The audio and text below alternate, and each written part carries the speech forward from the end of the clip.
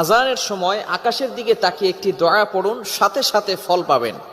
মনে রাখবেন, আজানের সময় হচ্ছে এমন একটি মুহূর্ত, আজান দেওয়ার সাথে সাথে আসমানের সকল দরজাগুলো খুলে দেওয়া হয়। সুবহানাল্লাহ বলতে পারলেন না?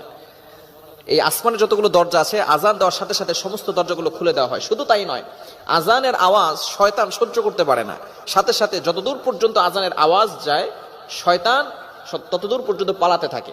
আর কুকুর বলেন, বিভিন্ন প্রাণী শয়তানদেরকে দেখতে পারে, যার কারণে দেখবেন আজানের সময় কুকুরগুলো আওয়াজ করা শুরু করে, ঘেউ ঘেউ আওয়াজ করা শুরু করে। তো কেননা তারা শয়তানকে দেখতে পারে, শয়তান তখন পালাতে থাকে। এখন মূল কথা হচ্ছে, এই আজানের সময় কিন্তু দোয়া করলে দোয়া আল্লাহ তাআলা অ্যাকসেপ্ট করেন, কবুল করেন। আমরা অনেক সময় বলি, হুজুর দোয়া করছি, দোয়া কবুল হচ্ছে না। এই সময়টা চমৎকার একটি আমল আপনি করতে পারেন। যদি এই আমলটা করতে পারেন, আল্লাহ তাআলা অবশ্যই আপনাকে ফলাফল দিয়ে দিবেন। মনে রাখবেন, আমরা অনেক গুনাহের কাজ করে থাকি, বিশেষ করে এই সময়টা।